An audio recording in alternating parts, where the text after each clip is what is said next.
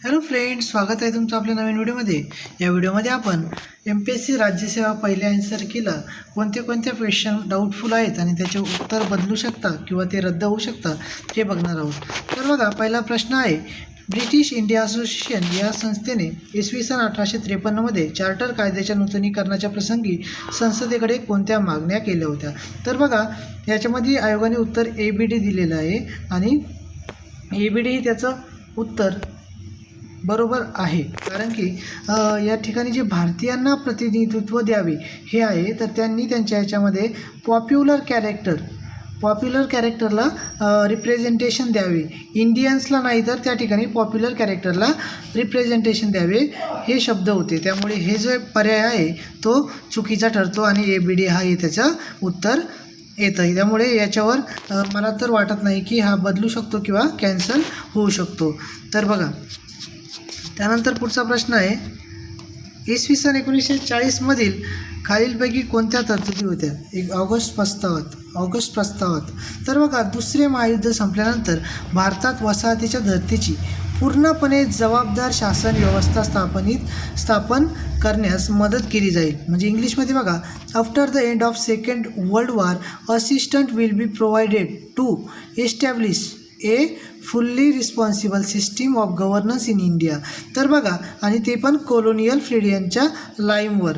तर बघा, हे जे स्टेटमेंट आहे, fully responsible system of governance in India on colonial freedom, त्यांनी वसाहतीचे स्वराज्य डॉमिनियन स्टेटस देण्याचे मान्य केले होते, पण फुल्ली रिस्पॉन्सिबल गव्हर्नन्स हे त्यामध्ये कोणतंही आश्वासन त्या ठिकाणी दिलेलं नव्हतं। हे जे स्टेटमेंट आहे याच्यामध्ये त्रुटी आहे आणि याच्यासाठी रेफरन्स म्हणजे आपला स्पेक्ट्रम हिस्ट्रीचं बुक आहे ना, स्पेक्ट्रमचं, त्या ठिकाणी 439 पेज नंबरवर हे लिहिलेलं आहे, मेन्शन केलेलं आहे। त्याच्यामध्ये असे जे वर्ड्स आयोगाने वापरलेले आहेत तसे कोणतेही वर्ड नाही। त्यामुळे हा जो आहे तो ए पर्याय कॅन्सल होतो, याचं उत्तर बदलू शकतं। म्हणजे या प्रश्नाचं जे उत्तर आहे ते आयोगाने यावेळेस अ आणि ब दोन्ही बरोबर दिलेलं आहे, तर याचं उत्तर दोन्ही नाही तर फक्त बी बरोबर आहे आणि हे चुकीचं आहे, हे उत्तर बदलून येऊ शकतं। त्यानंतर बघा, याच्यामध्ये सूफी साधनेतील 3 विशेष क्रियांचा समावेश आहे। तर इंटरनेटवर जर सर्च केलं तर फना, जिक्र हे आपल्याला बघायला भेटतं। मुजाहदा हे याचं ऑप्शन आपल्याला ते दाखवतं, परंतु आयोगाने दिलेलं उत्तर 4 नंबरचं ते बरोबर आहे। मी माझ्या मुस्लिम मित्रांना देखील विचारलं तर त्याचं उत्तर 4 नंबरच राहील, ते काय बदलणार नाही।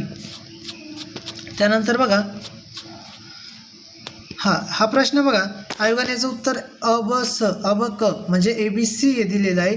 तर याच्यामध्ये राज्य खनिज धोरण 1999 प्रमाणे ते सोने आणि तांबे जे प्रतिबंधित करण्यात आलेले होते, तर या ठिकाणी हा जो स्टेटमेंट आहे ते फॅक्च्युअली इनकरेक्ट ठरतं आणि याची परमिशन आपल्याला 1993-94च्या कायद्यान्वये किंवा धोरणान्वये दिलेलीची आढळते। 1999मध्ये हे जे सर्व दिलेले आहेत त्यांची क्षेत्रांना सर्व खुली करण्यात आलेली नव्हती। त्याच्यामधील 2 जे होते ते प्रतिबंधित होते, त्यामुळे हे चुकीचं ठरतं आणि याचं उत्तर जर प्रयत्न केल्यास ब आणि क बदलून येऊ शकतं। त्यानंतर पुढचा प्रश्न बघा, डबल झाला तोच प्रश्न।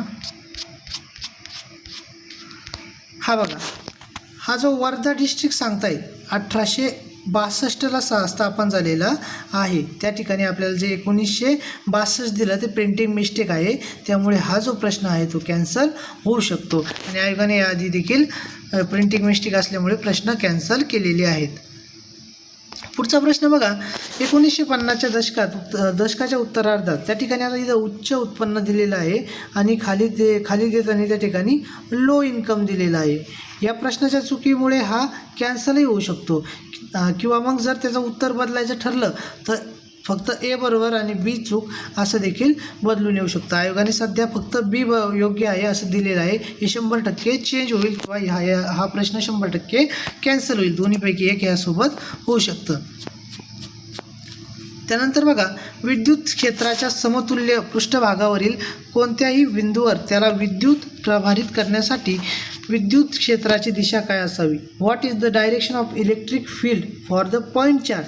या ठिकाणी आपल्याला पॉझिटिव्ह किंवा निगेटिव्ह कोणतंही दिलेलं नाही आहे, फक्त पॉईंट चार्ज दिलेलं आहे. आणि ज्यावेळेस पॉईंट चार्ज असतो त्यावेळेस त्याची जी दिशा असते इक्विपोटेन्शियल सरफेसला ती परपेंडिक्युलर असते आणि परपेंडिक्युलर त्या ठिकाणी ऑप्शनमध्ये नाही आहे. त्यामुळे हा प्रश्न एक तर कॅन्सल होऊ शकतो किंवा मग बदलू शकतो. टँजेन्शियल होऊ शकत नाही आणि पॅरलल होऊ शकत नाही, तो सोर्सला परपेंडिक्युलर असतो. त्यामुळे याचं उत्तर रॅडियल आउटवर्ड कधी असेल जर चार्ज हा पॉझिटिव्ह असेल आणि इनवर्ड कधी असेल जर चार्ज निगेटिव्ह असेल. पण या ठिकाणी कोणत्याही चार्जचा उल्लेख नाही, त्यामुळे याचं उत्तर परपेंडिक्युलर यायला हवं होतं आणि ते ॲन्सरमध्ये नसल्यामुळे हा प्रश्न कॅन्सल होऊ शकतो. त्यानंतर या ठिकाणी बघा जम्पिंग जीन्सबाबत काहींचं म्हणणं या ठिकाणी फॅक्च्युअल करेक्ट आहे. 1962 साल वगैरे त्या ठिकाणी तुम्ही सालाच्या दृष्टीने ऑब्जेक्शन घेऊ शकता. त्यानंतर पुढचा प्रश्न आहे बघा. आता या ठिकाणी आयोगाने उत्तर बेरिलियम दिलेलं आहे आणि कोबाल्ट पण फॉर्म करतो ते लिगँड्स, म्हणजे दोन्हीही त्याचं उत्तर येतं. त्याच्यामुळे हा प्रश्न एक तर कॅन्सल होईल आणि बदलून देणार नाही आयोगाने उत्तर. कोबाल्ट तर देणार नाही, कोबाल्ट द्यायचं असतं तर पहिल्याच आन्सरकीने दिले असतं. बेरिलियम दिलं म्हणजे आयोगाला बेरिलियम बरोबर वाटतं, म्हणजे या प्रश्नाचे 2 उत्तर होतात, 1 आणि 3 असा पर्याय नसल्यामुळे हा प्रश्न कॅन्सल होऊ शकतो.